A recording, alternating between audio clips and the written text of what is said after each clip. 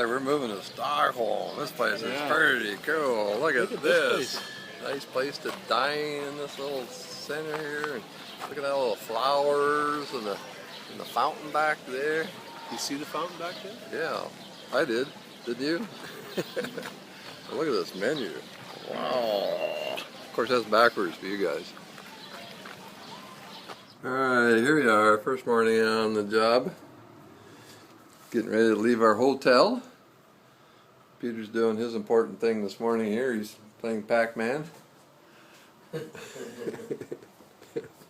we're having a little cappuccino this morning. I can't believe it's $70. I think that's kroners. It's beautiful out here this morning. Nice little coffee shop. Good old Irish pub.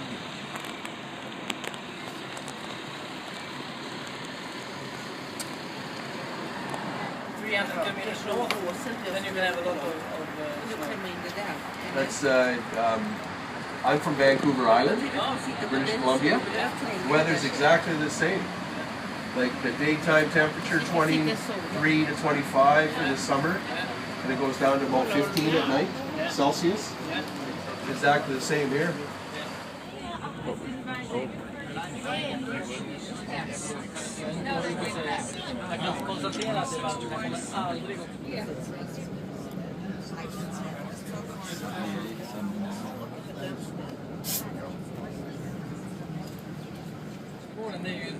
Oh yeah. It's a Viking boat, huh? Center of the channel there. Oh yeah. Neato.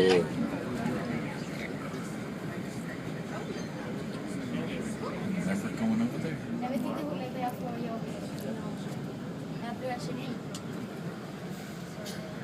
Our very first meal on this great little ship.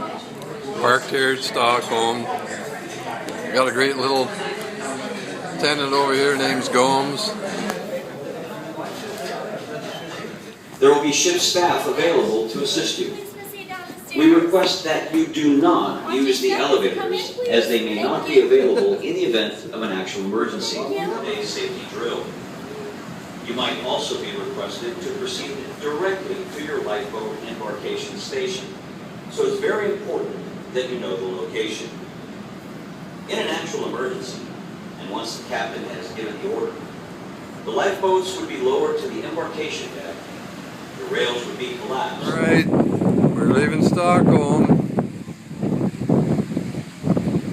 All these beautiful birds and boats and Just like home. so here's our home away from home for 10 days. Inside the entranceway we got a nice little workstation. We got a half bath. There's also a full bath back beside the bedroom. Here's our beautiful living room, and we're leaving Stockholm, as you can see in the background there. And there's Peter checking his email. There's our dining room. Got a TV. Beautiful little area here for computers and stuff, and of course there's the master bedroom. In my closet here, it's bigger than what I got at home, I think. Look at this. Yeah, and of course, back in here, there's our view out the bedroom. Two different directions. Little island going past there. And then we got the master bath with a shower. Over here we got a full bathtub. Yeah, pretty plush.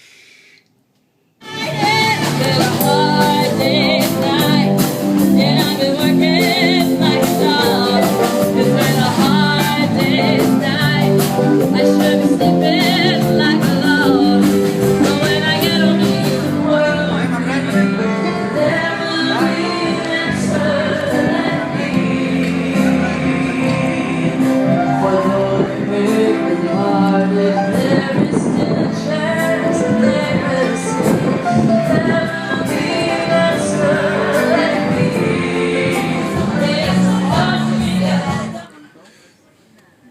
like a little French food, huh?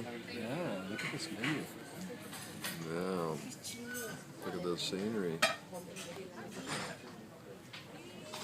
It's like going along the inside passage. Alright, here we are landing at Helsinki in Finland. The country is located between 60 and 70 degrees of latitude. I suppose in Canada only polar bears live so high up in north.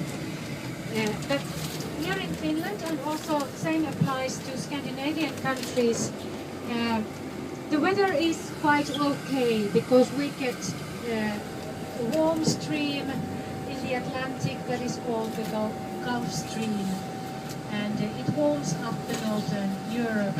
We have 4 distinct seasons. Summer starts in May and ends in September.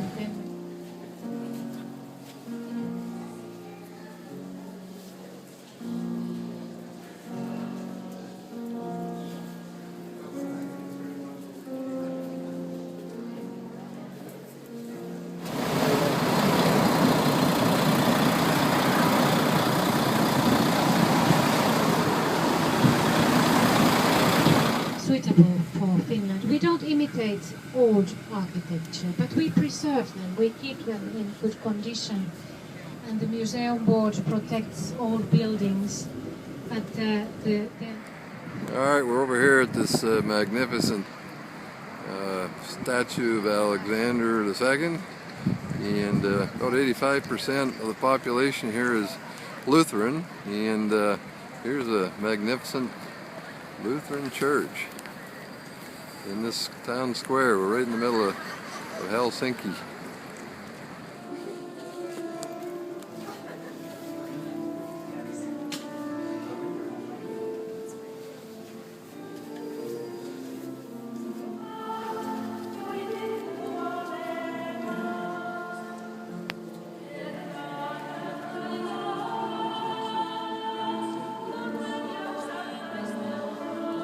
Then we come back in the city and we'll continue our tour, and also we'll visit the Hermitage, the largest museum in Russia. So, and if you like, in the middle we can have lunch. Lunch would always be good. The plane is now we are going to visit the Grand Palace of Peter the Great, which was built in the beginning of 18th century, and now you could see the church. So in every palace, the emperor, they had their private church. And then we're going to visit the wonderful park with numerous fountains.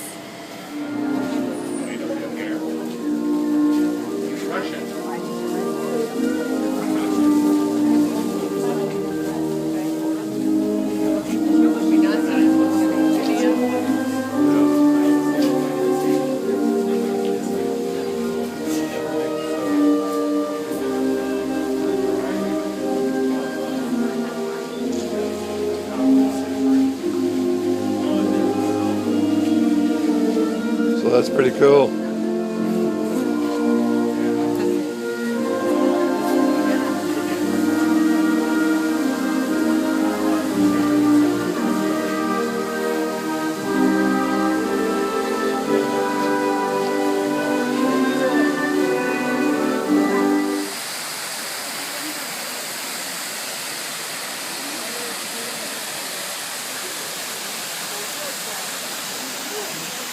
We're looking at here?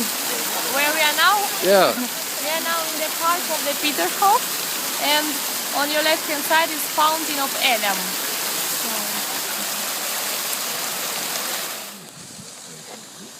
So in this palace, which is in front of us, this is Mont Plaisir. So the favorite palace of Peter the Great. Here, I like to spend, yeah. And it's in Dutch style. You can see it's made from red bricks, red roof.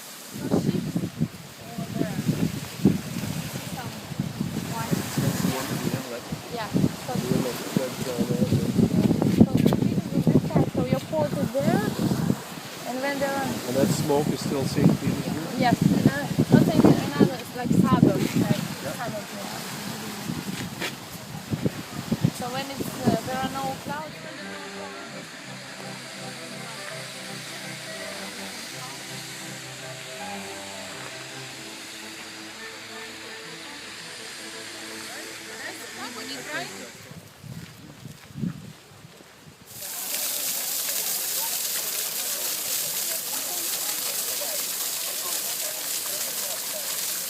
got statues.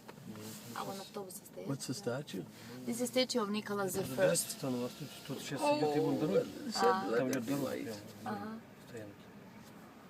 In Russian? Yeah. На русском языке сказать, сейчас мы проезжаем памятник Николаю Первому, и вы можете увидеть на пьедестале 4 женских скульптуры, которые аллегорически изображают его 3 дочерей и жену. That's all. Okay, about Astoria Hotel. So this hotel was built in 1913. So this year it's celebrate 100th anniversary. And a lot of celebrities like to stand here. For example, when Madonna came to St. Petersburg, she stayed in this hotel. She had her apartments in the upper floor. But this hotel is very famous because Hitler, he wanted to celebrate his fancy dinner. This hotel, yeah. He even printed invitation cards. Hotel is Academy of Science. Also, and this is the island where we were before with you, where we started our tour.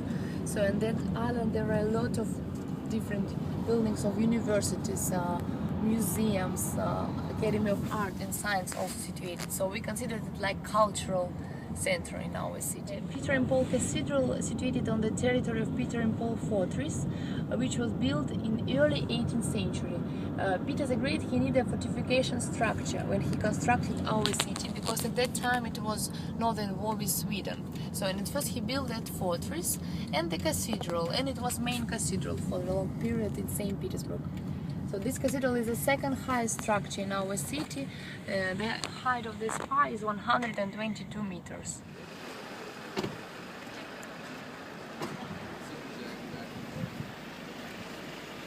Now we are on the Palace Square, and it's also because Winter Palace situated on it, the huge green color building in Baroque style with numerous sculptures on the roof. It's a former Winter Palace. Now it's a part of the Hermitage Museum. So this yellow color building with the arch in the middle is a building of former headquarters, and this building was built by Italian architect Carlo Rossi, and this is the longest facade in Europe. So the facade of yellow color building is 600 meters. You mean this is very big? Or what? Little wheels.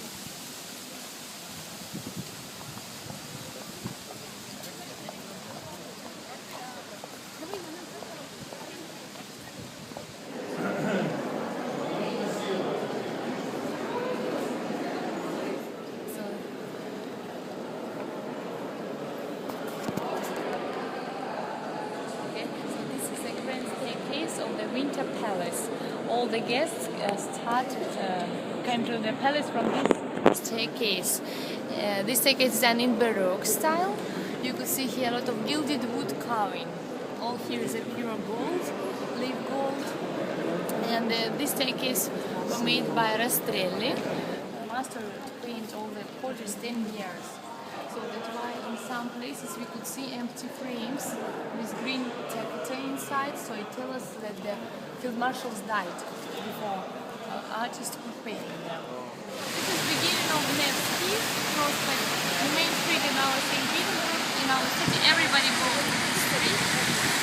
It's all crowded and busy. And you can find here all the restaurants, cafes, museums, cathedrals and everything here. All right. Bus number 29. We're heading for the theater, which is right here. On bus number 29, Evening of Russia Music and Dance. All right.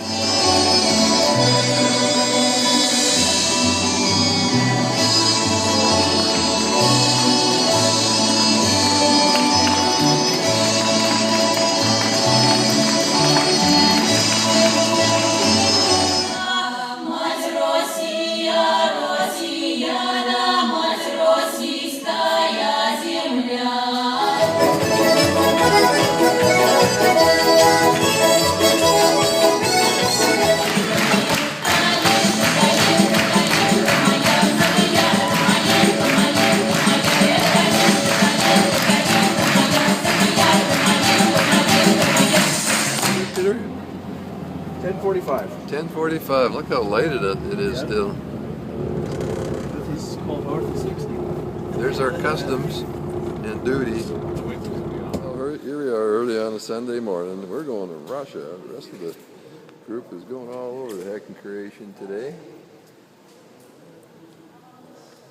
I think Peter's back here. He's keeping everybody entertained, trying to get a coffee machine out of the coffee machine with no money. I'm getting a mystery drink out of this machine. It doesn't exactly tell you what's on the button there, so I just pushed one.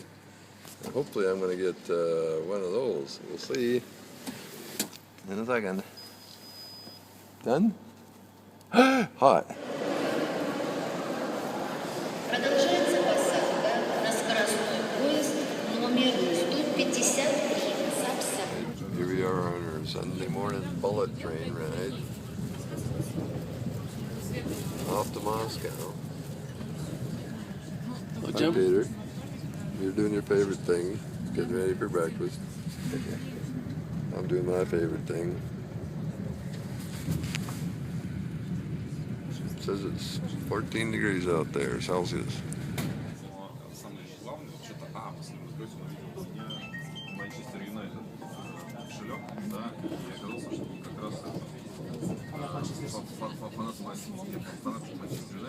Alright, here we are in Moscow.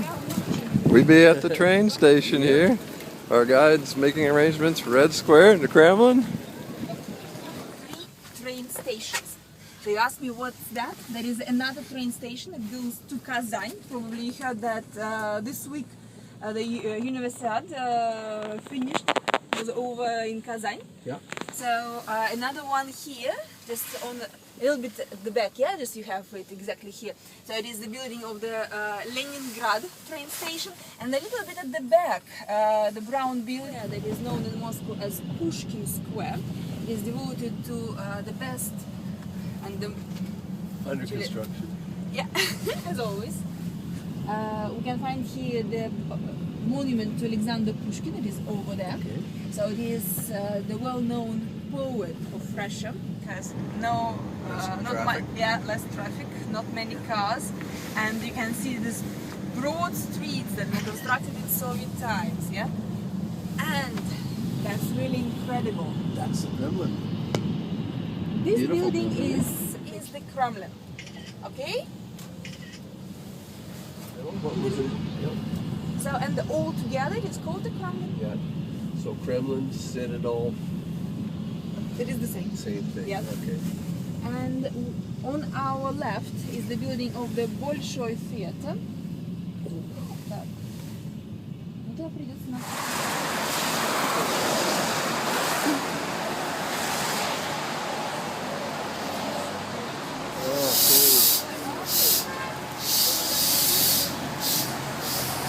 This is the very center of Moscow, and you can see actually the Kremlin.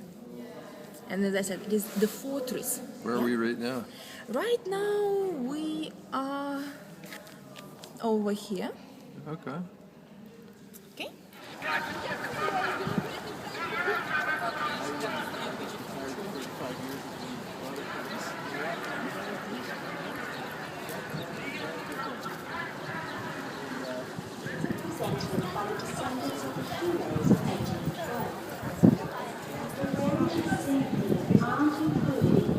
Picture this. Yeah.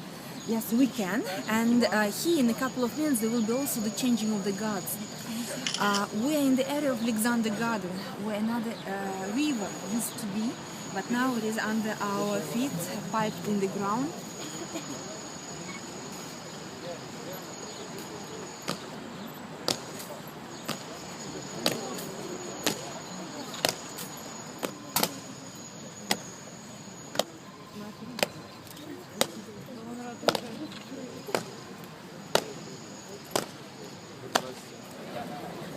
So in the center, the beautiful cathedral is St. Basil's, and to the right of it you can see like a pyramid, and this is Lenin's tomb, or the mausoleum, where the body of Vladimir Lenin, the ideologist of the revolution, is still kept.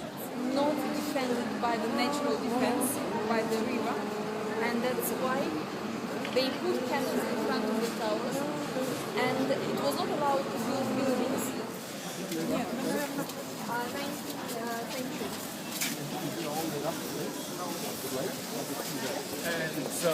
The building over there, behind the trees, Yes. where the president works. If you go a little bit more to the right, it is the tower, one of the entrance towers of the Kremlin. More to the right is the building of the History Museum. We saw it also from the other side.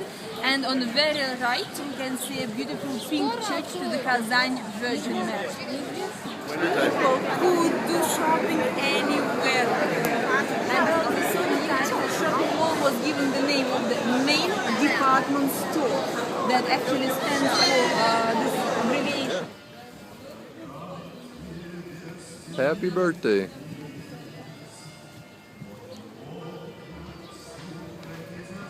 We have a beautiful flower carpet here, and we can see how beautiful the square is. From this side, we also can see the mausoleum or Lenin's tomb. It is a little bit in the depths over there, and you can see the step pyramid. Yes. So, as you remember, in 1917, October Socialist Revolution took place, and the leader of this revolution was Vladimir Lenin. When Lenin died in 1924, Stalin realized how many Soviet people from different areas wanted to come and to say their last goodbye to Lenin. And he decided to mummify the body of Lenin. It was not possible to do it in the Egyptian way, because Egyptians covered the whole body, wrapped with the bandage. And So it's pretty special. Here you are, we're on Red Square, And we're going to have and we're having coffee. Yeah. our lattes, and we're going to also have Some borscht. borscht. Yeah. What an honor. You think that policeman will want to have some too? Oh, I don't think he's wanted a break from his duties. Heads up.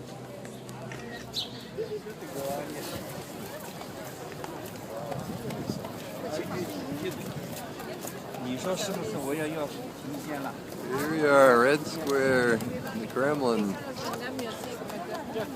Pretty amazing place.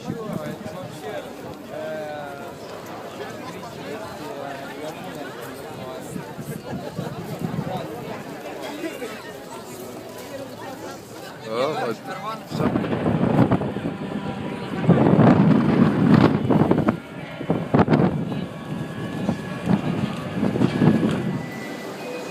here we are in the shopping mall. Not much different what we had back home. Except they have bars. You're walking around the mall here in Moscow, it's just like walking around in Louisville. You can't tell people any different from back home. like that.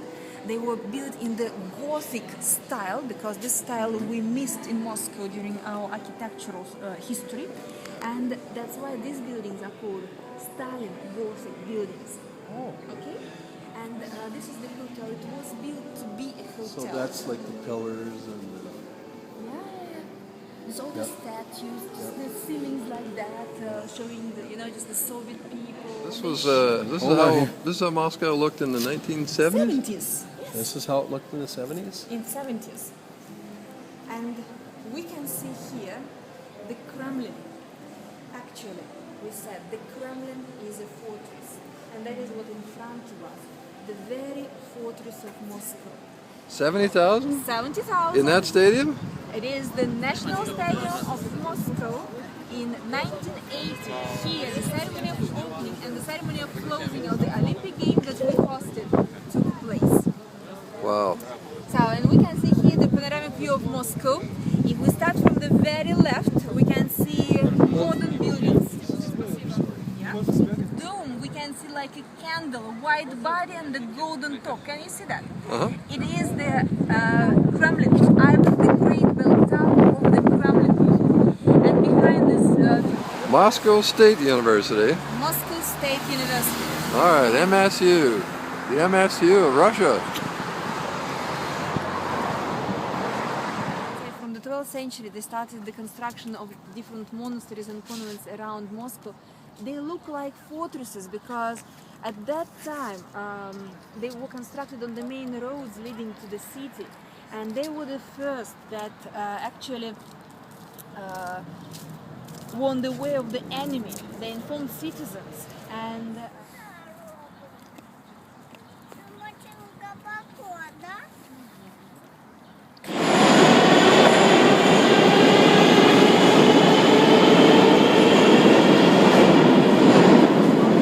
this metro station is called Kievskaya.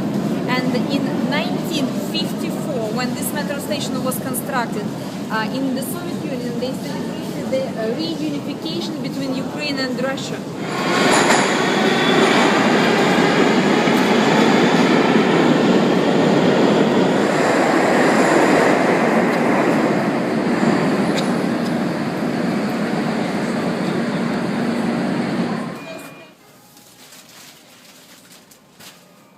You don't waste any time on this train getting out that iPad, do ya? How do you like that first class seat? I like this seat. Alright, here we are back in St. Petersburg. Kind of funny after a day in Moscow. This feels like home almost. Here we are at the train station. Listen to a little live music.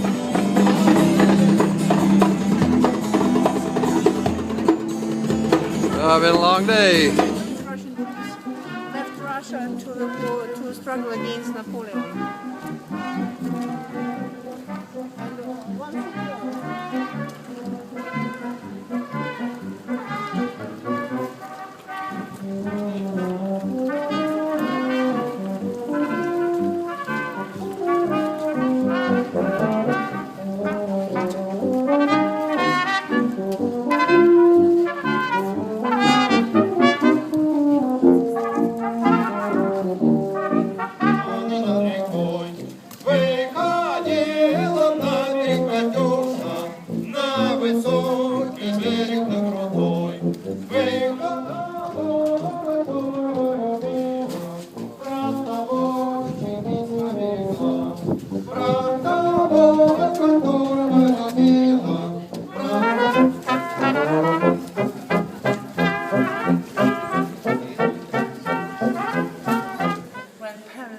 once man of the world was to give a golden apple for one of the daughters who will promise him something very interesting.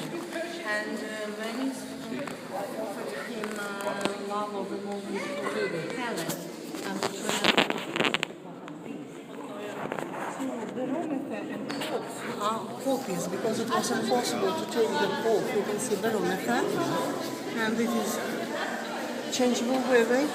Possible to see changeable.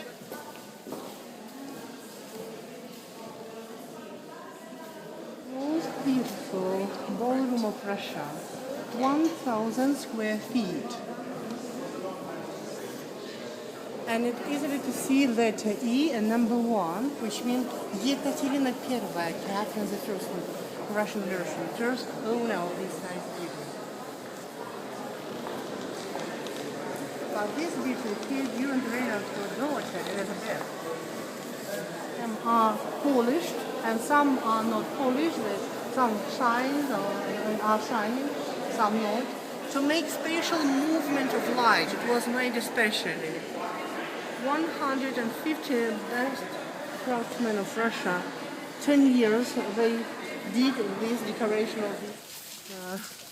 Much time to get somewhere, but I prefer to live far from the center. Yeah. You live right downtown in an apartment, or where do you? No, it's apartment. An apartment. Oh, okay. House. Yeah. No, it's St. Petersburg. It's really beautiful music.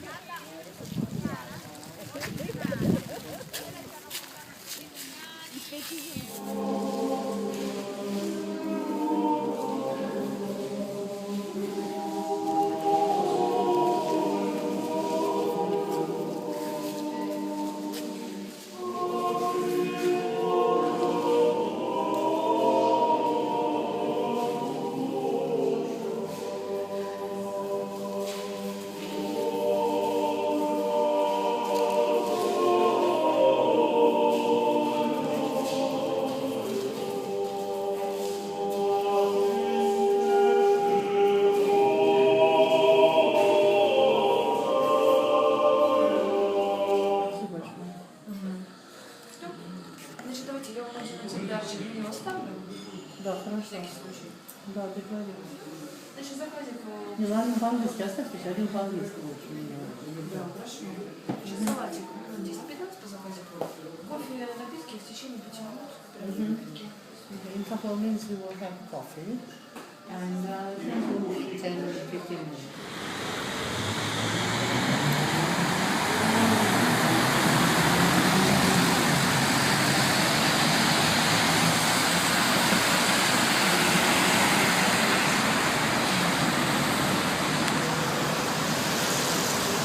Was for construction it for the first time, and nowadays only 2 services a year there. It's day of the death of Alexander II and the day of his birth. Somebody has decided to do that.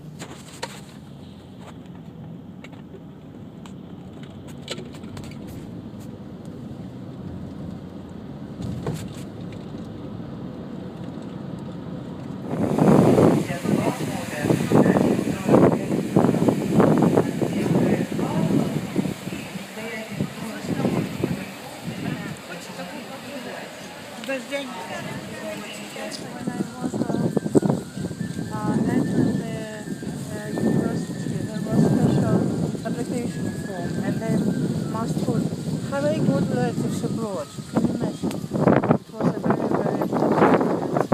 Everything about my parents. I want to be a student.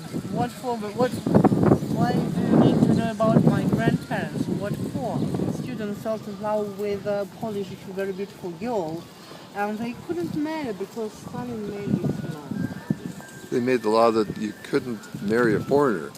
Yeah. Gosh. It was. And that's what they call the Iron Curtain. It's a solid theory.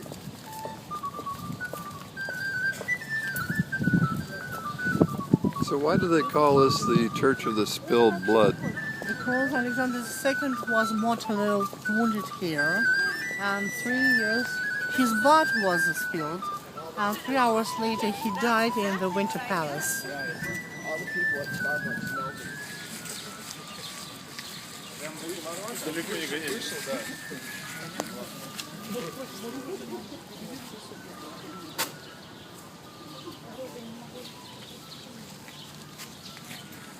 This is a place where very often international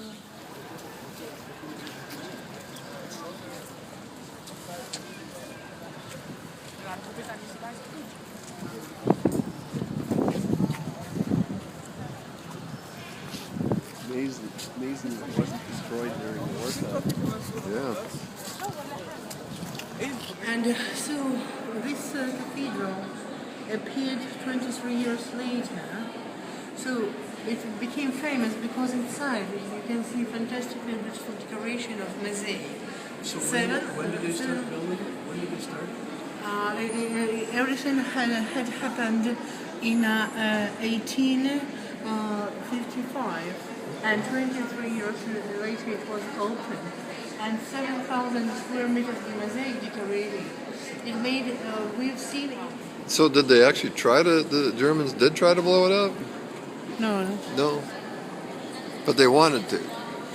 No, they wanted, Germans left all highlights of St. Petersburg because they were like targets for them. You know, how to say, they know they say St. Isaac here, so they are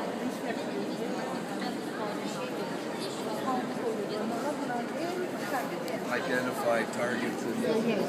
and they didn't.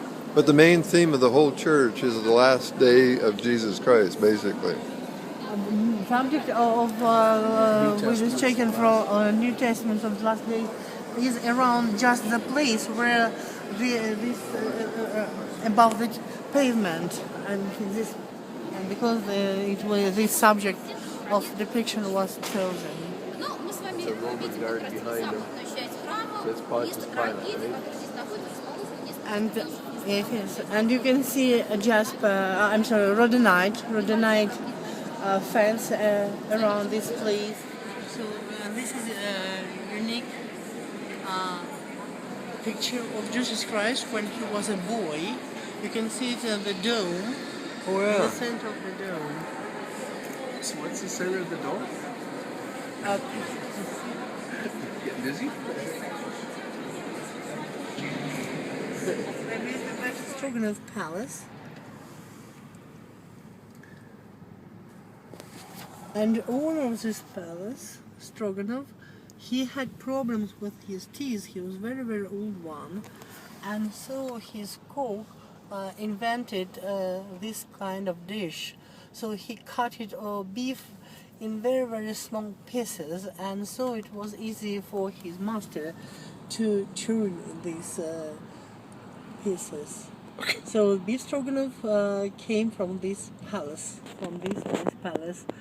It was totally autumn-like weather yesterday, with a lot of rain and heavy wind, but it was quite wonderful to see it as well, because it is quite lovely to see those changes. So if you think positively, then everything seems to be just wonderful.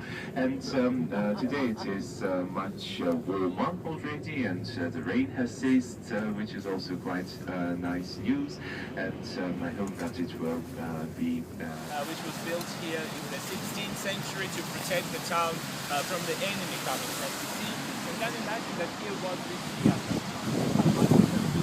about 1 kilometer or so, and here was the harbour, so different merchants came here, then disembarked and went to the old Baltic town, and of course the...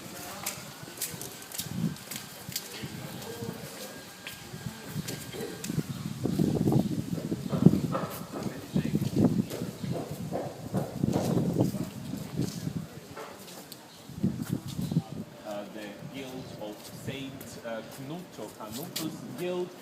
To the right you can see the person who started Reformation in Europe. So this is Martin Luther, one of the priests of Germany, and the main religion here since the 16th century has been Lutheran religion, and nowadays as well.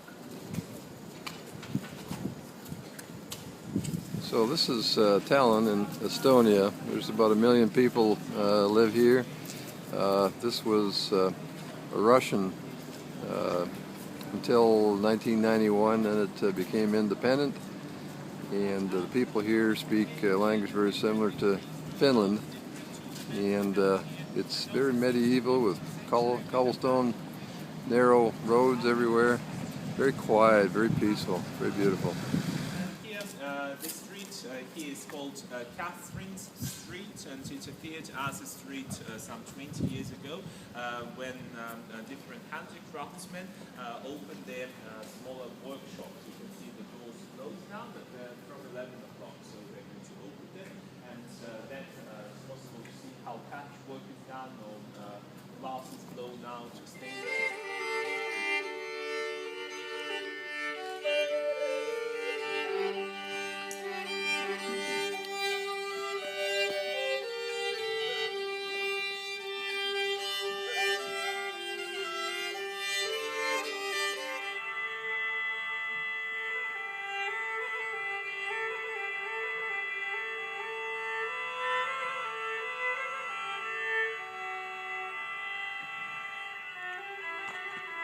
The old Catherine. Can we take pictures? Yeah, sure. I'll take your no, I'll take your picture. Okay, this is the one that we use to steer the ships whenever we are going alongside or in the channels. We're red right turning. Excuse me? We are red Or right. the reverse. Yeah, that is leading me. Yeah, that's gotta be confusing. No, it's gonna be Why is that? Yeah. because different countries normally uses different region pertaining to IR systems. It's like driving on the left-hand side of the road. Good evening, ladies and gentlemen, and welcome. Join us on a musical tour of the very best of Latin music, old and new. Now the first time, it's America's Latin Day. Of course, we're speaking of my...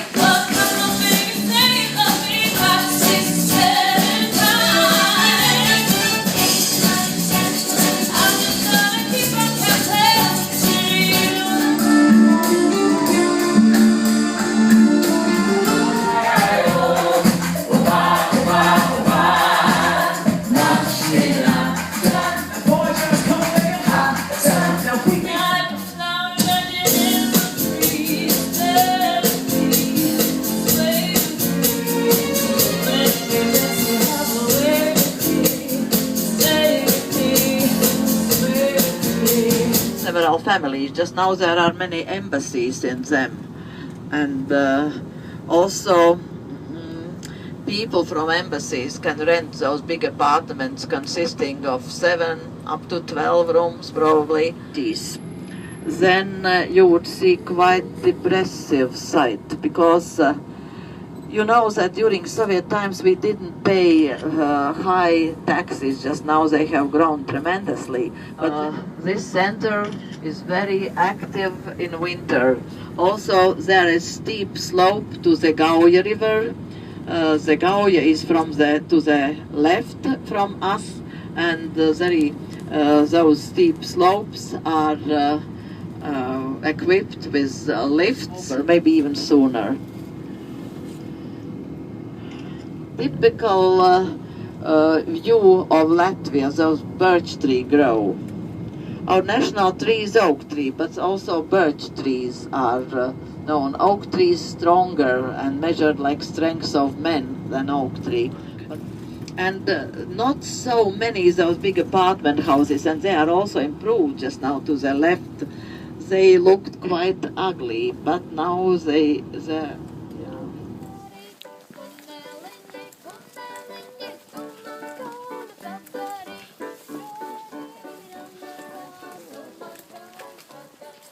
when was built this wall around the manor house territory.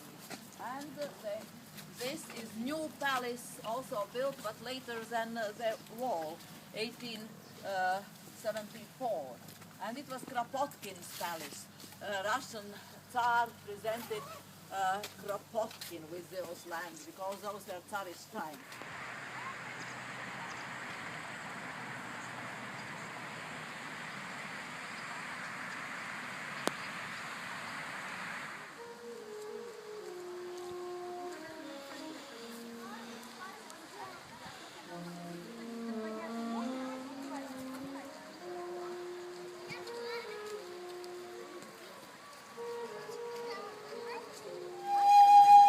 You see, this is a very particular formstone.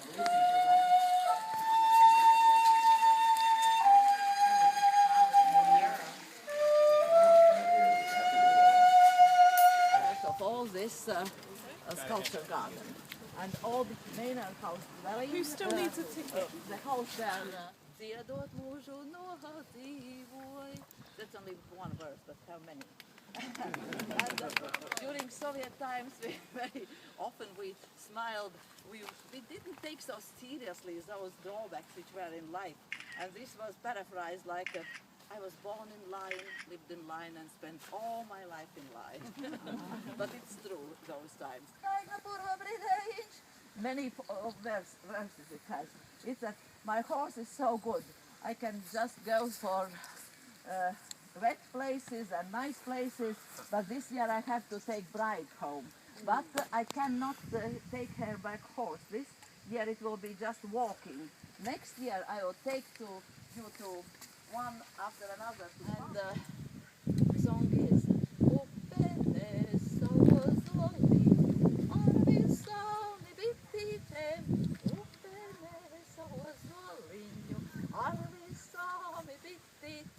when you are in siege, you can't survive. And then they could enter this tower. So, Regan sounds of music, all. And here we have to climb just on the 5th floor.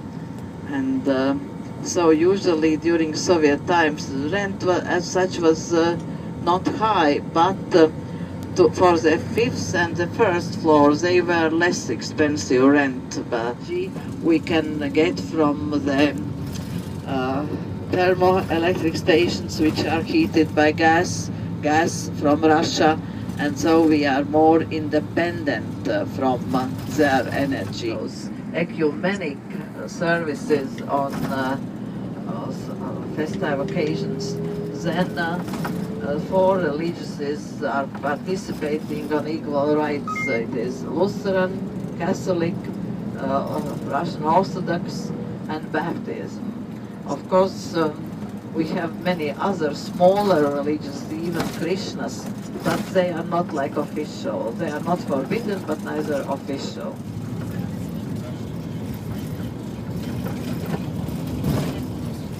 We'll manage to be on time there. Century, and so it is called the Old Big Cemetery, but now it's gradually being made like park. So one company built us very big sports hall, and Latvia, Riga had no money to pay, and they were given this land and permission. So said sipping cider through a straw, the sweetest girl I ever saw, said sipping cider through a straw, and cheek by cheek and jaw by jaw, we sat sip cider through a straw, and cheek by cheek and jaw by jaw, we sat sip cider through a straw. Hang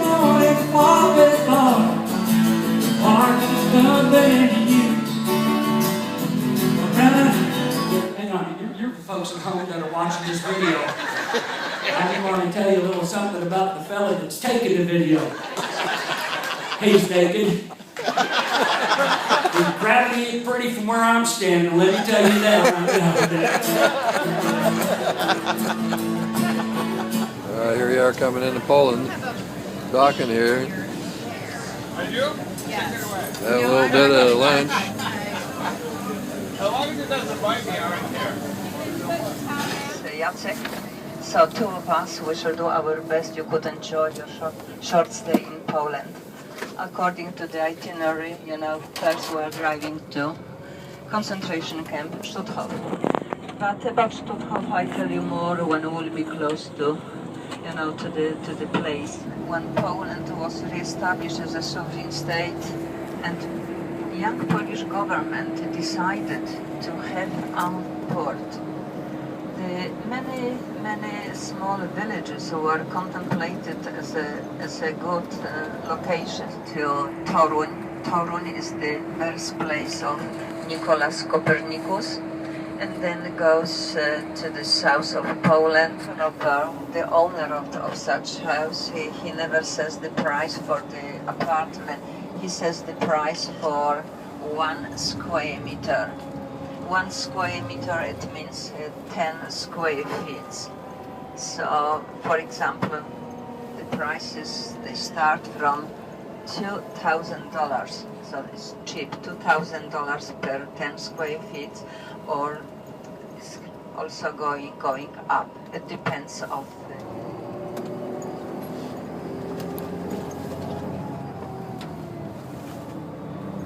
villages. They built a very modern drainage system, dams, so this land became very, very fertile. And again, at the end of Second World War in 1945, this land was terribly destroyed, by withdrawing. And what happened on 1st of September when Germany invaded Poland?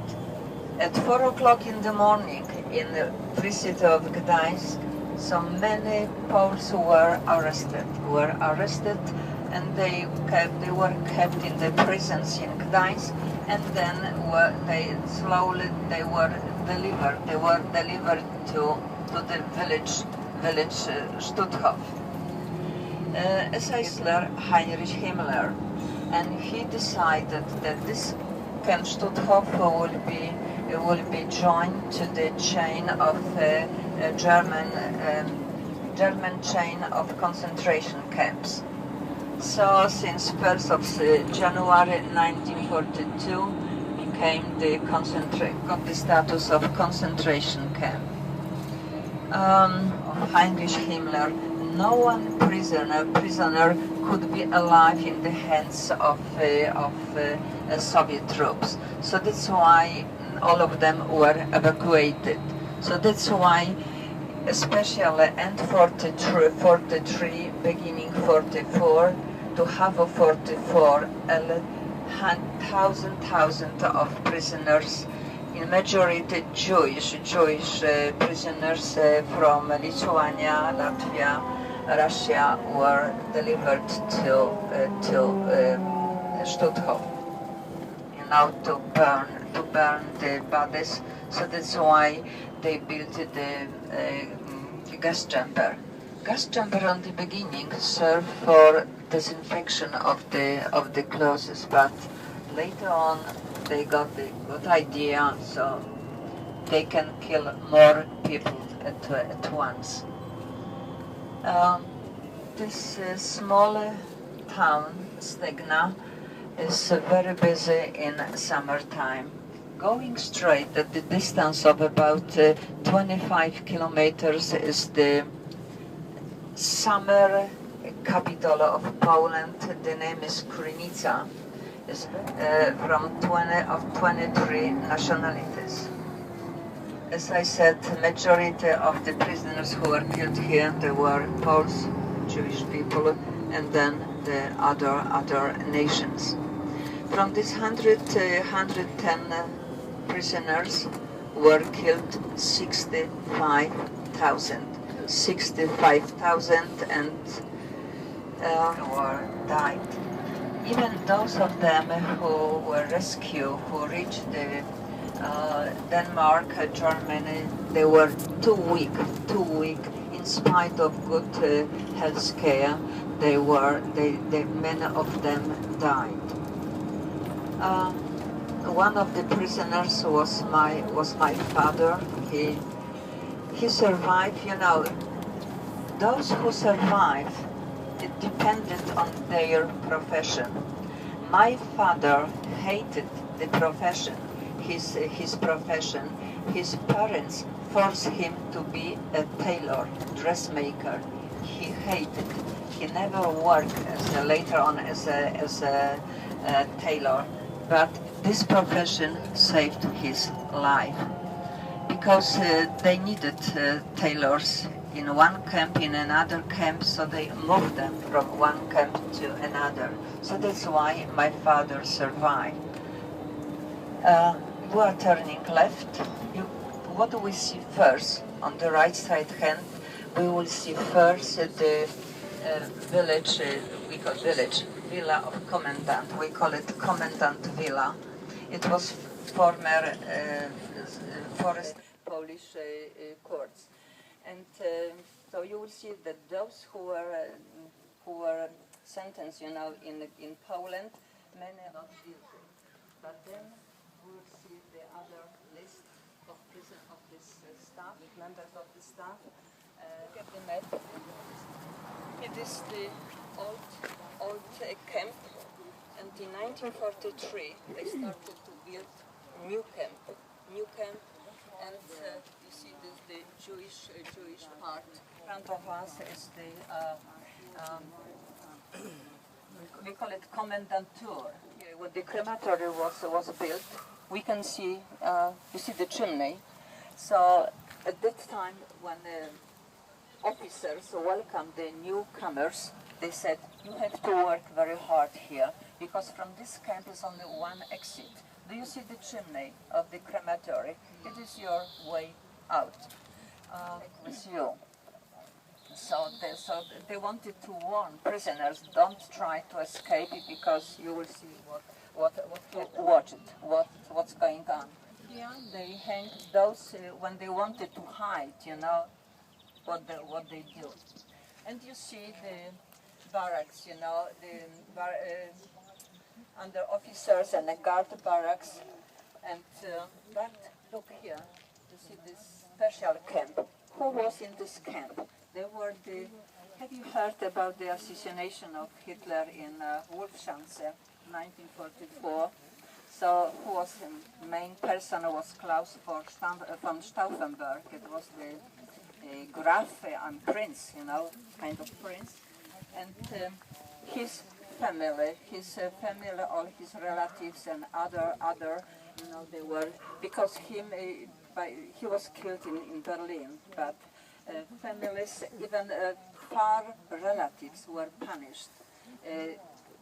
his and other officers too. So it was special camp. So the people living there, they lived in better conditions because they live in the barrack, a few families together. They had kitchen, bathroom. New camp didn't survive. You know what happened? Because, as I said, here were close to 1,000 prisoners. But for his wife and children, white dresses. But he told the tailors, when you do it clean in 24 hours, you will get 5 days off. You can go to your families. But they said, we don't know our families, but we know. You will get the ticket. And you have to be back after 5 days. If not, we'll bring you all your relatives, all your family. So my father visited my mom, and then next year I was born, you know. So it was the good from the meeting. You know. So he had to come back. Yeah, he had to. He had no choice. All the whole family, all relatives will be delivered here. Where was your mother? Pardon? Where was your mother? My rain, and then when the camp was built, they put it so we can see only flat. So I think we can avoid it. We can go straight to. It was the old camp. Old camp survived. Because what happened, to this, barracks? Because such constructions we call in Polish barracks. It means they were made of timber, and many prisoners survived, or they were moved to other camps, sub-camps. Why? Because of the hurry, to the train. So many Poles, when they came to Poland, they had no relatives, nobody, many of them stopped in the small villages, and they started to dismantle the barracks to build something, kind of shelter to survive the hard time. So nothing private, nothing, only these uniforms.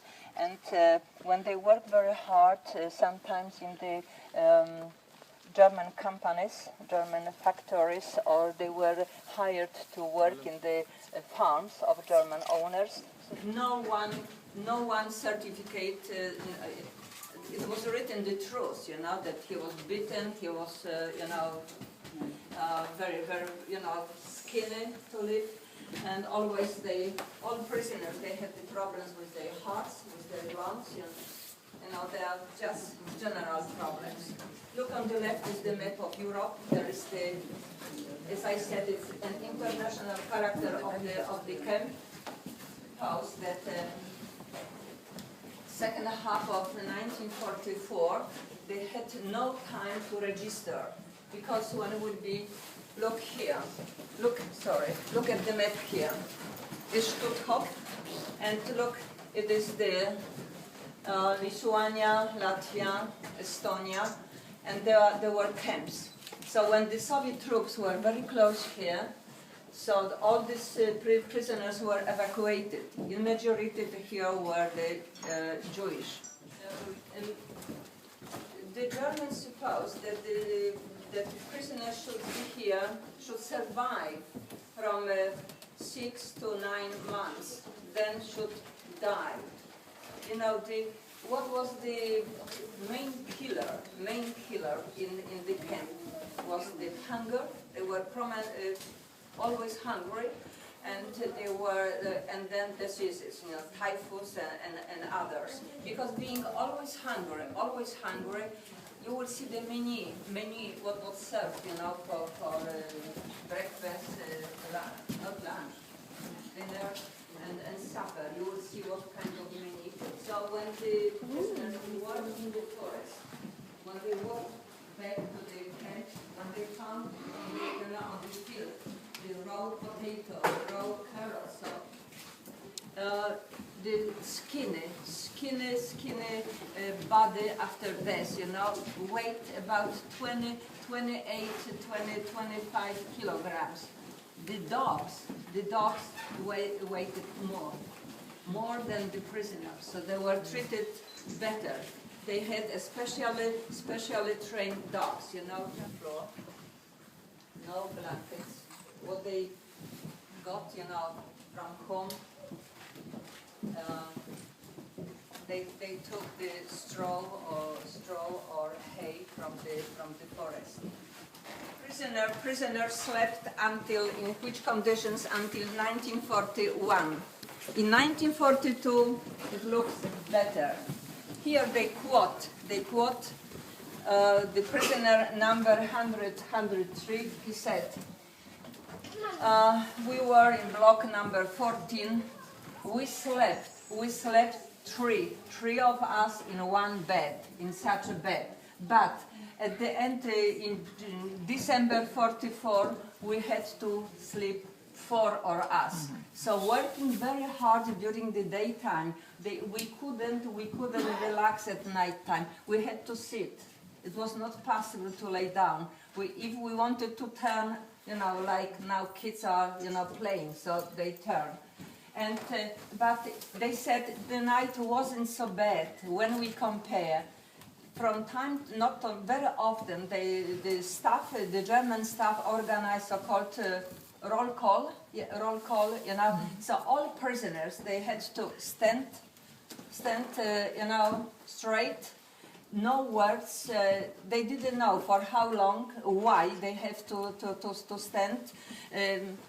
And can you imagine in winter time? And so this guy here, he says that after such few hours standing, always a few fellows who were lying, they were dead. So they said for many of prisoners, such roll call was the last in their life.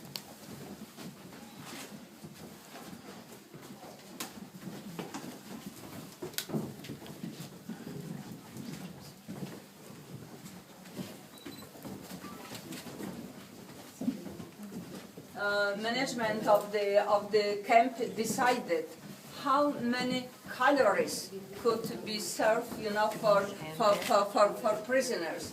It is their menu, food rations. You see, a human performing physical labor requires a daily amount of 3,500 to 4,000 calories. Stutthof authorities decided that for the prisoners it's enough 1,800. But in fact, in reality, the inmates received from 800 to 1,000 calories a day. So, when our body doesn't get enough calories, starts to eat, own body. Exterminations of the world. You see certificate. Golda Taborska, born in 1906, from Vilnius. Why, what was the reason? Hers, heart problem, of eyes of twins. They did some experiments with twins, with pregnant women. So they try how to, when they cut the one leg and they put to the twin brother. So it's hard to believe that that people did it. They sent them to the forest. They could, they couldn't do. Yeah, we could see here the bathroom. Until 1942, the bathroom was on the open air. It was just, as you see, and how the horses are fed, they are special rows, So it was such was here on the open air, just the pillars, onto the prisoners. They had only 2-3 minutes to do their hygiene, And the water never ran, when you open the tap, never ran like should, only not after drop. So about 400 people lived in one barrack. Because now you can see everything in one barrack, but here was only for women, and it was part for kind of dining, room. And the hospital was in other parts, and so when people, some of them were so desperate, so they wanted to commit suicide, So even in such toilet, they could do that, So via the roof, they dropped the pieces of this Cyclone B, and then when the temperature, about 100 people there, and the oven giving, the warm, and so the heating, that's why this the pieces started to to disappear. So they also, in a moment we enter the crematorium, you will see three ovens, and when the Soviet troops entered, so they could see there not burnt bodies. You could see how they moved the bones, and all this what was left here was put to the glass boxes, so we can see the ashes. And the ashes, what they did with the ashes, from the after burning people, the ashes were through again, in the forest, and they fertilized the fields, at once.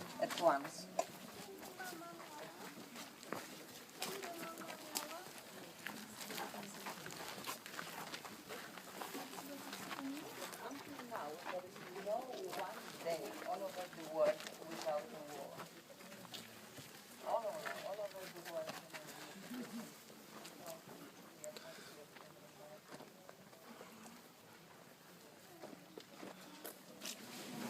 So we go to the next room.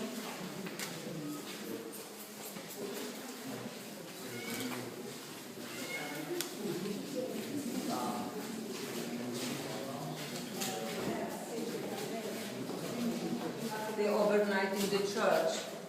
Look how the rest were dressed, the officers properly, and prisoners like in this striped uniforms. So the evacuation, look, there are 17,000 of victims of land evacuations. The next type of evacuation was via the sea, from Stutthof on the very, very simple boats to Hell, and then by the boat to Germany or to Copenhagen or to Denmark. 15, 20 victims. So this picture you have for trial. Look here, they were put on trial in Polish courts. Kara śmierci, it means death penalty. So they were sentenced to death. It is the life prison, and how many years in the prison?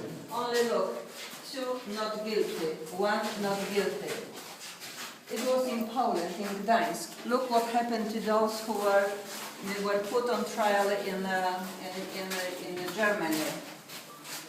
Look, majority not guilty, only 3 death penalty. Not guilty, 2 years. Here there are 15, 20 years of prison. Here only 2 years. Neugame, and then he was sentenced to the death. He got the death penalty. This Paul Werner, he spent only 9 years. He was sentenced for 9 years, but he spent 7.5 in the prison.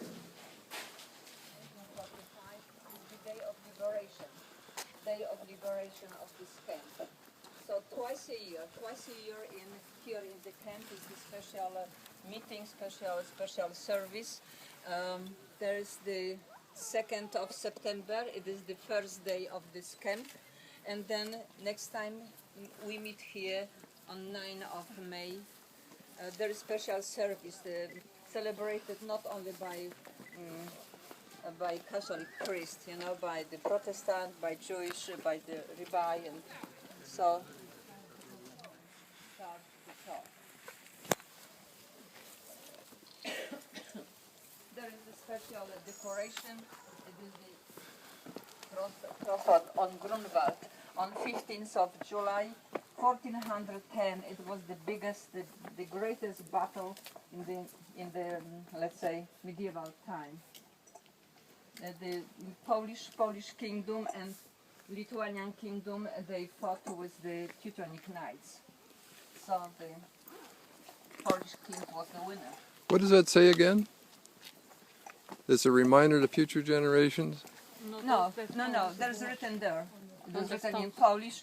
Here is written that to those of prisoners who were killed, who were in concentration camp Stutthof and its sub-camps, and dedicated to those who fought for free Poland and Gdańsk, and they fought with fascism and for the freedom of nations.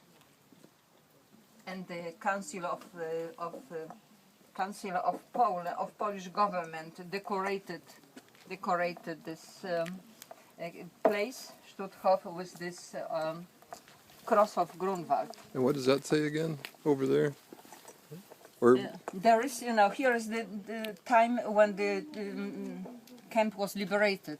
Then you see there are figures of the prisoners, just sometimes there are also their numbers when we could read.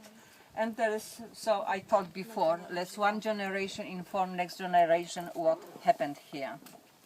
That's why the date 9V. He started the long vacations, so he thought that nobody will spoil him the last day of his duty. Suddenly a car going very fast passed him by, so he turned his lights on and followed the car. When the car stopped, he said to the driver, "You have to give me very good answer why you are speeding so much. If I will like your answer, I let you go."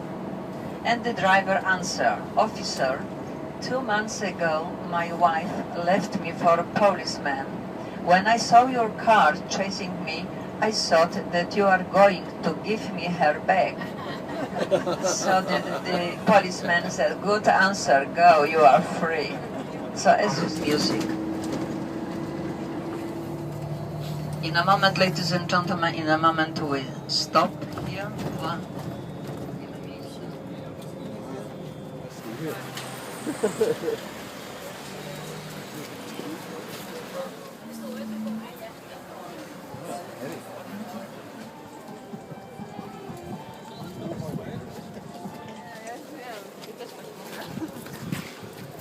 So you are surprised seeing so many, funny shops, because within 2 days on Saturday in Gdańsk will start so-called Dominican Fair. The fair has tradition 700 years. it's cooking now.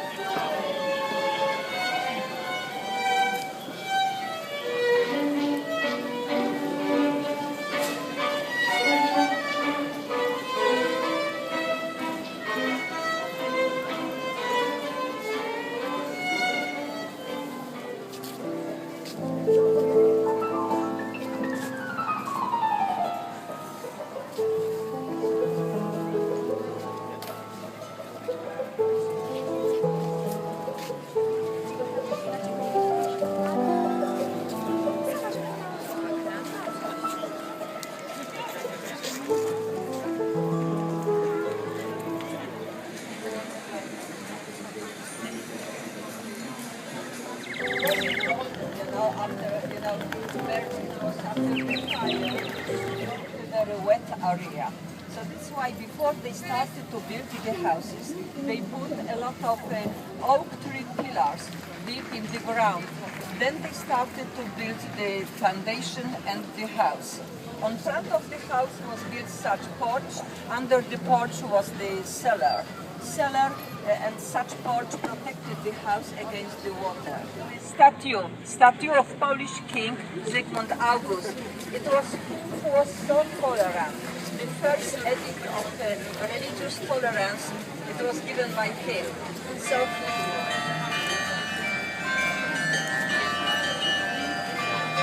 his statue was erected in the 61. Here. Life-size statue. Life-size statue. His uniform.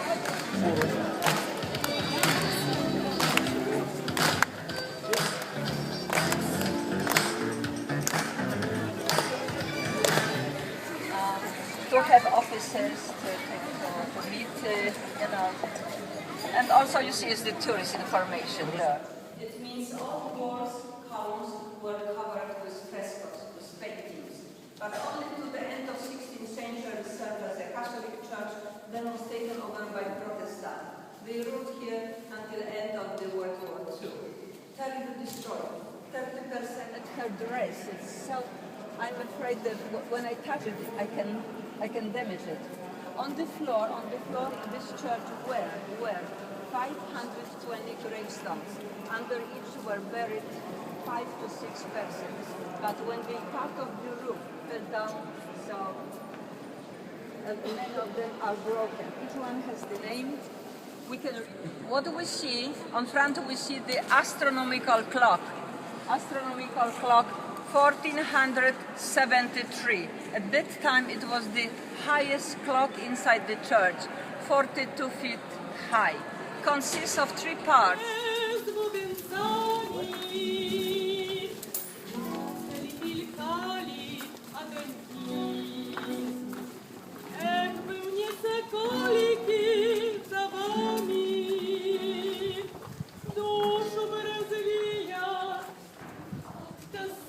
House in front of you is the oldest one here, the nice original which survived, I mean front wall survived.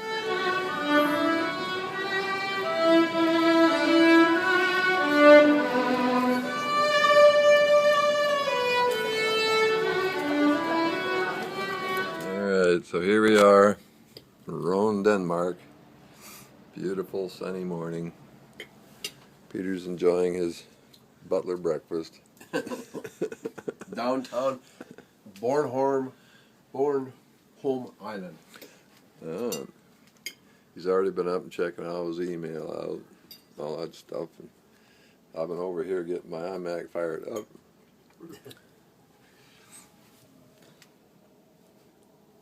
Weather the whole day. So, wait. So, I trust you had a good trip so far. And Albert, the driver, and me, Lars, we shall, Lars, no, not Laos. Don't call me Laos. That's, Americans have a tendency to do that, and I don't like the meaning of that word. So perhaps Lars, come to our island. We take a very short trip this morning here, just 5 minutes drive, and we are going to visit the Freedom Museum, and there will be a guided tour there for approximately 40-50 minutes or something like that. Of course, we will also get a sightseeing of both the island and this capital of the island Rønne, where we are now, but with the emphasis on the Cold War, where Bornholm was a very important part after the Second World War. But the buildings were made for the army on Bornholm.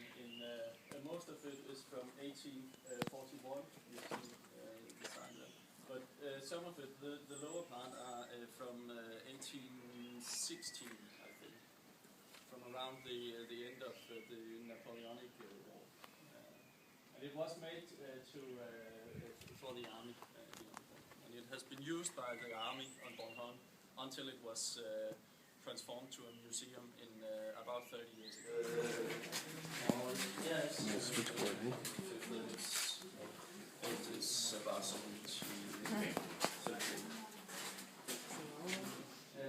Handguns from about 20 different nations. So it's a very varied collection, to say the least. And we have a few Danish firearms as well that were used by the resistance forces on Bornholm.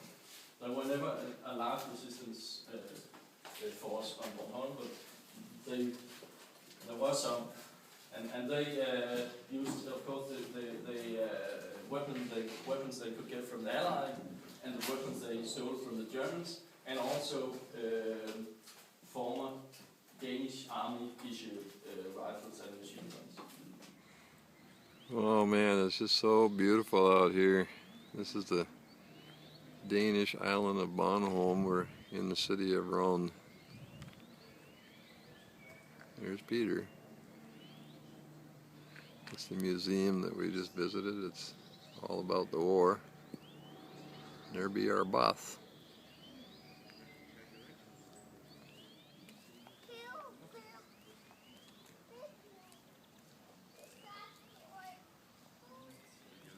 Stay Danish.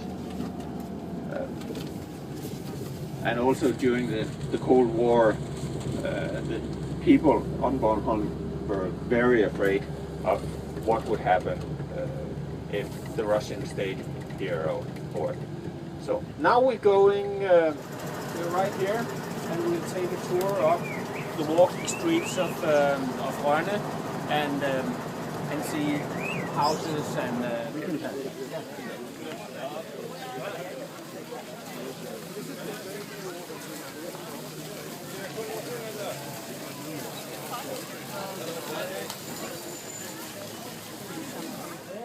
was the Dannebrog coming down at us, and at that time the war turned and we won. So that is red and white. This is the Bornholmic flag. This is the flag just for this island. It's not what do you call it? Official. It's not official. It's that is significant for this island. There are 4 round churches. Just about nowhere else in the country there are round churches, and they are in use. They are traditionally used churches. Every Sunday there's a service, and in Denmark, 80% of the population is a member of the Danish National Church, which is Protestant, Lutheran Protestant. Yes. Only 0.3% are Catholics. Sorry? Can't hear 0.3% or what? Catholic. On the back of the right, and that is very significant for this island. It's not usually that way in Denmark that churches are built round. But this one is.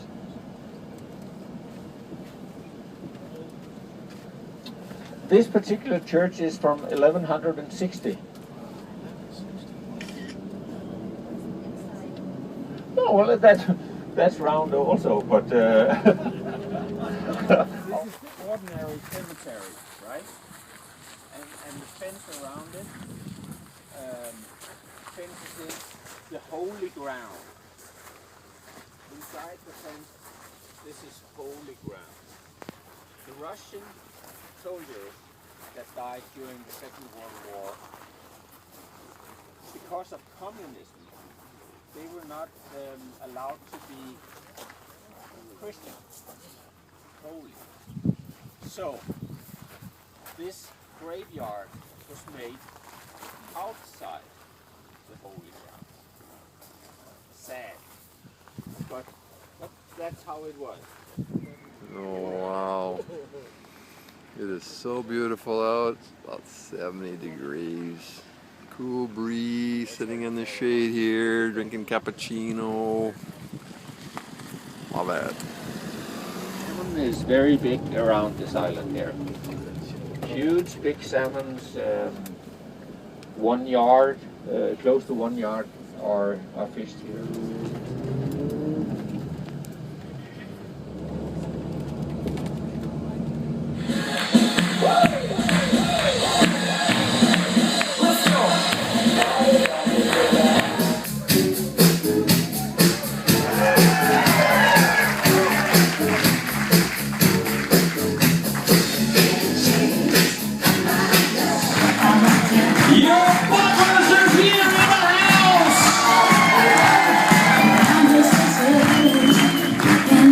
Which has not been damaged in the war.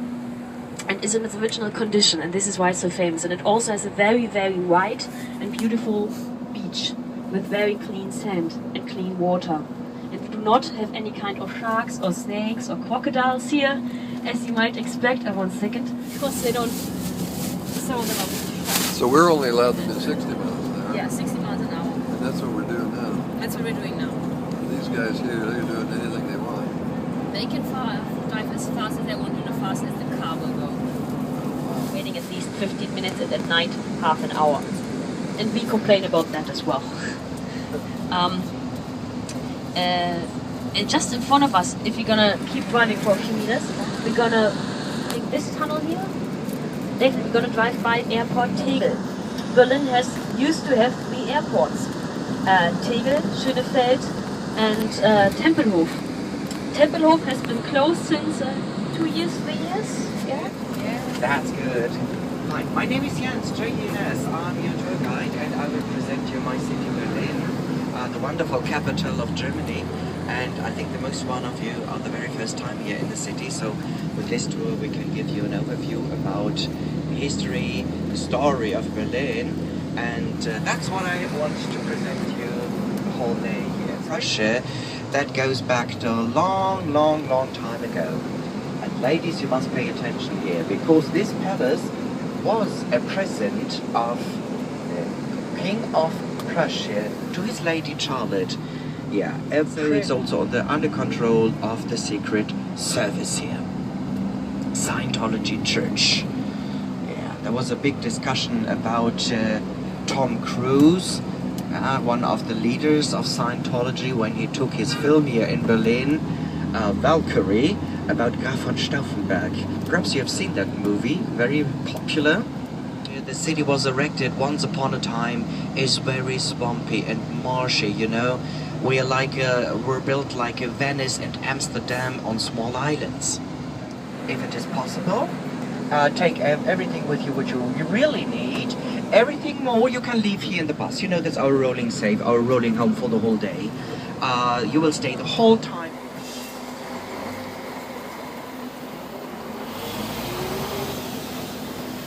Very welcome to Berlin. Here the Reichstag, which was on the west side of Berlin, and on the other side the Brandenburg Gate, which was on the east side. And in the middle stood the Berlin Wall, in the middle of these two buildings. And I must show you now a photo where you can better understand and see what happened here. And it was a very dramatic part in our history. May I give you this for a short time? Thank you very much. Yeah, that's a good idea. You're much longer than me. Yeah, better that you can get or take the sign. Okay, and here is the photo. And it's unbelievable, but for a long time, I will go around that everybody can see that. Stood here nothing anymore. Can you see? We are standing here. This is the building here at the corner where we are standing. Yeah, there was nothing anymore around. In East Germany, East Berlin. Yeah. So the old center became later than the seat of the government of East Germany. So that was a big difference between the two countries and states. So for a long time that building was not used anymore. What a great moment when in 1989 the wall came down and the two parliaments then later decided to come back and was rebuilt very beautifully. Victims of people who tried to come over in the time of the separation when the Berlin Wall was located. More than 200 people were killed, were shot by the party troops. You know, they were allowed to do that. More than that, they were forced to do that. Yeah.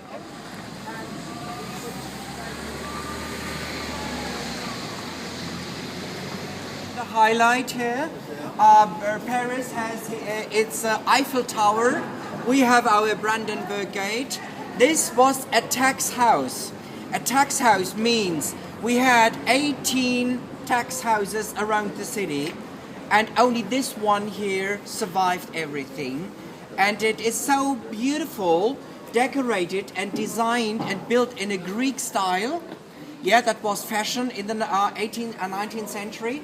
We have much more memorials. I would say we have much more memorials of our bad times in the city than of our glorious times. That's because of our history. And I would like to invite you now to go through the whole monument. Don't be afraid, but very important, don't do that what Peter Eisenman would say.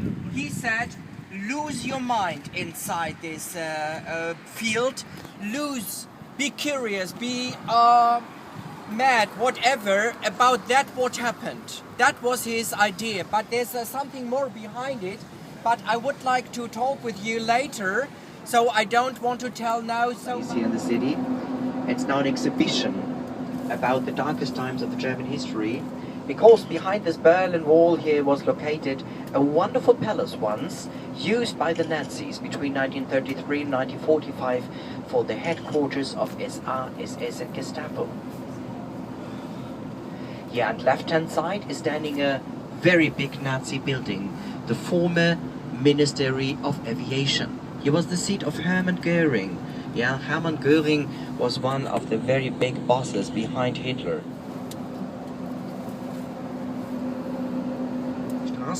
But we are taking now the right way to go back a few minutes back to the west side of Berlin. Here on the tour I can show you the original guard cabin of Checkpoint Charlie. This one you will see here, which is standing on this original place, is a copy. Like everything. It's a little bit sad to see that this important point of history is now a little bit filled with of course with 100,000 of tourists. They all are interested in this point, but there is really nothing to see. This is only this right location, but you can see now in the middle also a copy, a photo of a Soviet Union soldier, a no-named person. He is standing for this block system, making photos. They want to have some money, of course, to get a photo or to take a photo with you together. Offices located of the former east side, but they're completely gone. They build up new houses very soon, very speedy.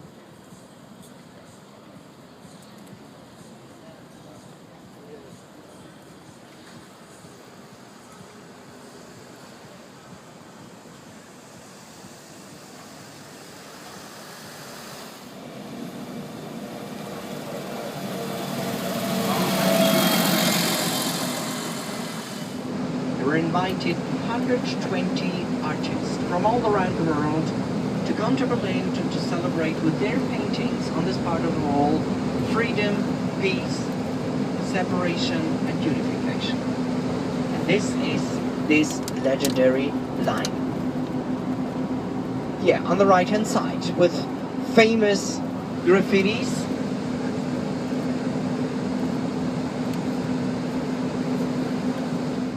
Very close to the Berlin Wall because the police was not allowed to come to this area. Funny, yeah? Yeah, that was only allowed for the military police, and they were not interested in trouble, yeah?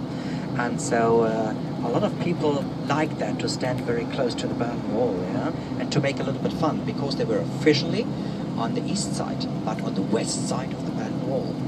Yeah, that was the difference.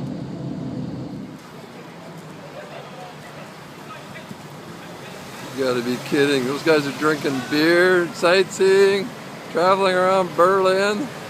You gotta be kidding.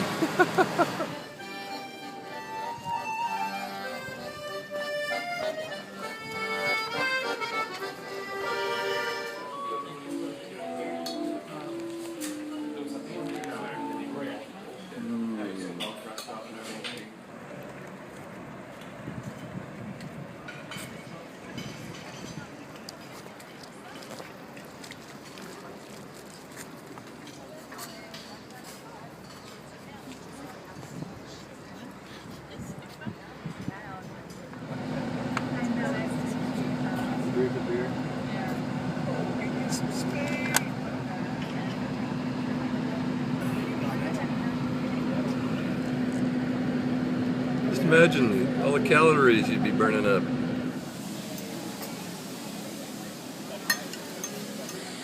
Downtown Berlin.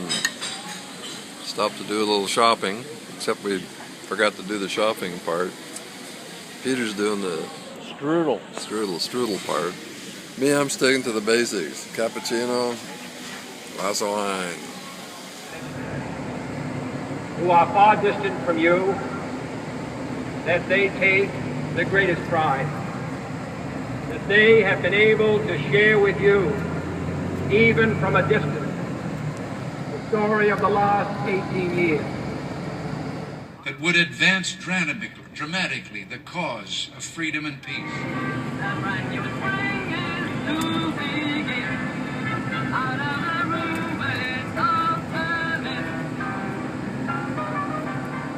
Here we are.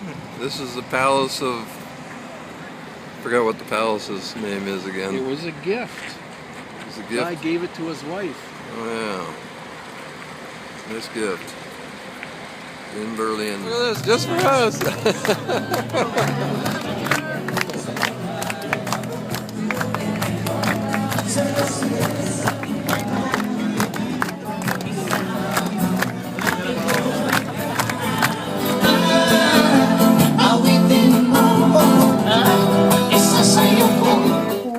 In 3 hours' time. So my name is Mariella, I'm your guide, and our chauffeur today is Lars. Lars, a good Viking name, of course. Lars. Lars the Great, Lars the big, Lars the red-headed, and today we have Lars of the buses. Anyway, here on the left-hand side you have a polar bear, note that, and you have the big mermaid on your left. This is not the authorized version. This is the still is staying there, and also some administration officers. And then here, oh, guess what? We have the Little Mermaid nearly to ourselves. This is something so exceptional, I have to tell you. The real story. And I was just asked why the Little Mermaid looked so sad. And there is a good reason for that, because in the real story by Hans Christian Andersen, she actually does not marry the prince. She manages to save his life. You see, the thing, well, let me start at the beginning. Mermaids are allowed to surface to the surface of the sea when 15 years old, and at that age the Little Mermaid was the youngest of 4 headquarters of the Navy, and that is also something which has developed over 500 years ago. Our Navy, one of the oldest Navy in the world, and here on the other side it's all artificial islands built for the protection of our harbour, and also to have the Navy away from the city. In the old days you had wooden ships. Immediately, so that it's on the axis. We just didn't want any old thing being built there. That on the left there, the building you see there with the 5 chimneys, that is the Queen's residence. It's the official residence. And her private rooms are at the back, so she's looking in this direction.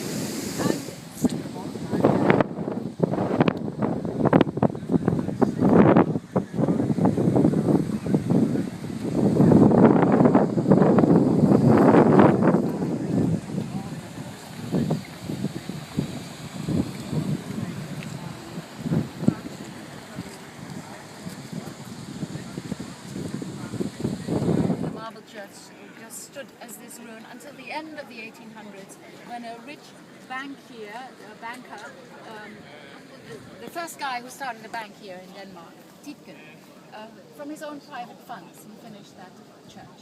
So again, one of these rich men who have given something to the city. And then it's 1 year. Normally they do 4 months training and then 8 months active duty in whatever regiment they choose. This is the Royal Guards regiment, and here the duty is guarding the palace and the people who are living here. You know? Og vi skal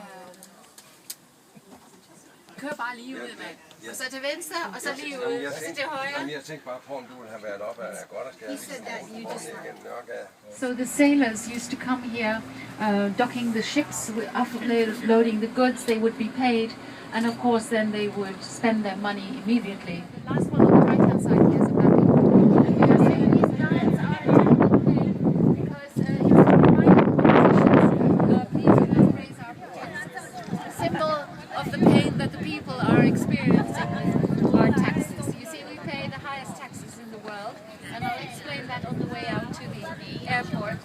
exactly that is, because it's not also taxes, but we pay on other things as well, right? Cars, energy, water, VAT, 25% VAT.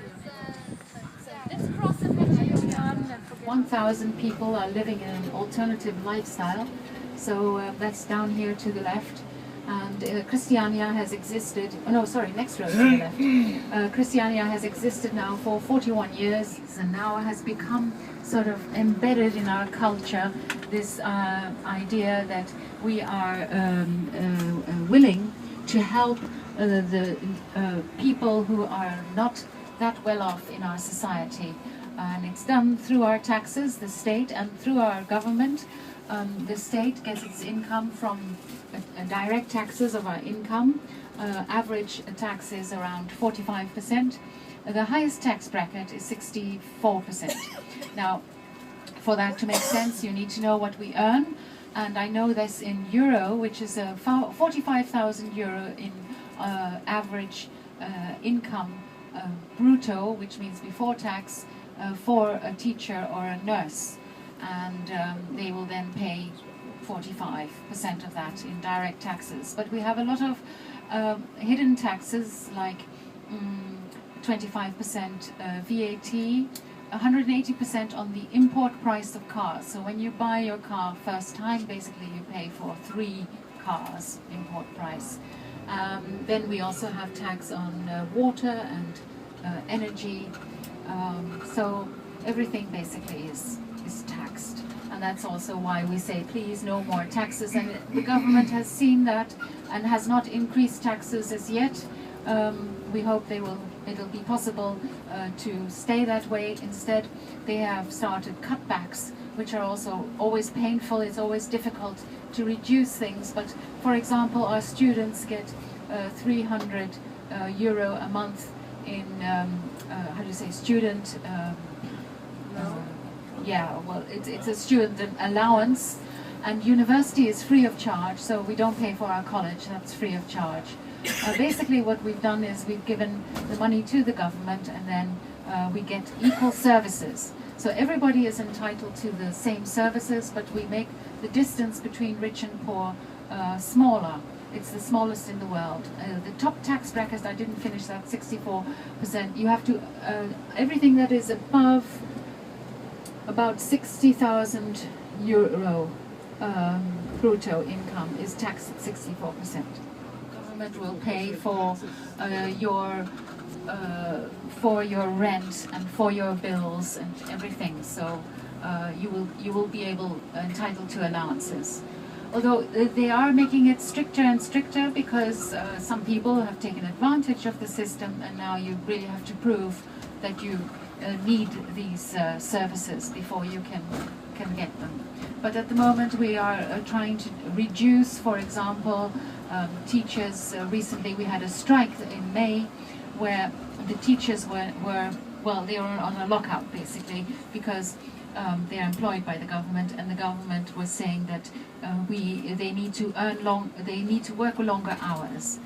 They had actually only about 17 hours of actual teaching, the rest was preparation, and now they have to teach 20-30 hours a week. So their preparation time has been reduced. So basically we have issues with our welfare state. It was relevant in the 1930s when it started, and there were so many poor people. Now, of course, we have to rethink it because we're actually saying, well, do we have people who we can really put the title poor on? So that is our situation, but we've been called the happiest people in the world, and I would rather say we are the most secure people in the world. We feel that we don't have to worry in case everything fails. We will then be taken care of. Another thing I also have to explain is flexicurity. We're easily hired, we're easily fired. So you can get 3 months notice when you are recently employed. Then you are fired or let go. For example, if you have a carpenter and here with the financial crisis, he doesn't have many orders on his books. He lets his people go, and then he rehires them when they have more orders. In the meantime, they are then on, when after they are fired, they are entitled to 80% of their pay for the first 2 years and 60% for the next 2 years. They do, however, have to actively look for work and also have joined this, how do you say, system.